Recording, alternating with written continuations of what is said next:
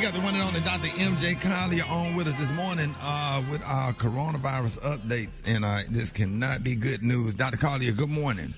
It is not good news, Rickey Smiley. Good morning to you and all the morning show hosts. We are now up to 293,000 deaths. We are now, the milestone was 1,000 deaths per day, then 1,500. We had 3,055 people die in one day from the coronavirus. So the number, and this is now we're starting to see the super spread event from the Thanksgiving holiday is starting to manifest itself.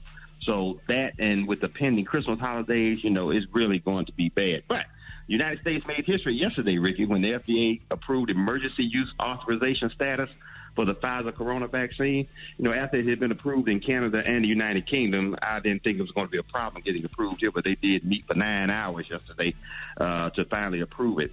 But it's since starting to give the vaccine already. You've had 4 people that developed Bell's palsy. Now, this is a paralysis that usually affects one side of the face. If you've ever seen it, it can affect both sides of the face. But it literally looks like the person has had a stroke. Their eyes droop, their mouth droop, they can't taste or smell, their tongue is not working. And this usually appears suddenly and reaches its peak within 72 hours. But it can, I've had people that have been dealing with that for 6 months to a year. Most people get over it quickly, but it's just a problem because if you can't close that eye, the eye can dry out and scar the cornea, and it can cause some permanent visual issues. So it's something that is very scary because when it happens, you literally look and act as if you have had a stroke. So, wow. But that's not what it is. It will resolve itself the vast majority of the time.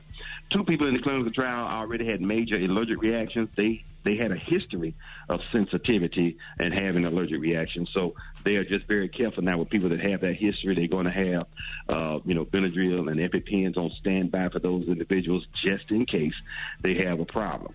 Now, in November, when Pfizer first talked about their vaccine, they said you give 2 doses 3 weeks apart, and the efficacy of the vaccine was 95%.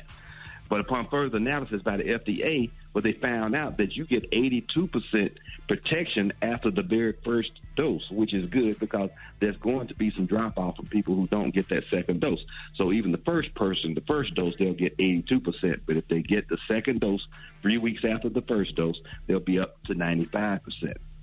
So, and the protection starts as early as 12 days. That's the earliest that they've detected antibodies. So instead of it being 3 or 4 weeks, up to 12 days, people can be protected after the first dose. And finally, that protection was nearly as high in people over the age of 65. Oftentimes, more seasoned citizens will have difficulty building an immune response, or the immune response will not be as strong. That's why the flu vaccine has a high dose for older people to give them a better rate than that. So the virus deaths have climbed. We're now over 3,000 fatalities per day, but we are getting there. We can see the light at the end of the tunnel now with vaccine protection pending. Right. Okay, you got a call. You're on with Dr. Collier. Good morning.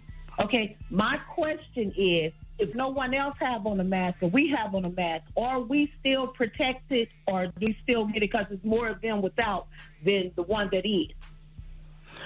Yes, the person wearing the mask, that has been confirmed, and they restated it last week. A research study did indicate, because originally they were saying you wear a mask to protect the people around you. Well, now they have confirmed that wearing a mask protects you as well. But the ideal situation, of course, would be for them to wear masks and you to wear masks. So you're in a higher risk environment when everybody else is not wearing a mask and you are wearing a mask, but wearing a mask does offer you protection. Absolutely. Dr. Collier, go and give us your disclaimer. We appreciate you this morning.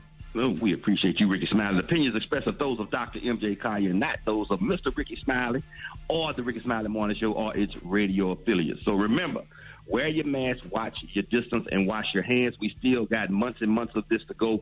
Even though we have a vaccine out there now, it's not going to be, impacting this disease state for at least 90 days. What's up? Get out of bed.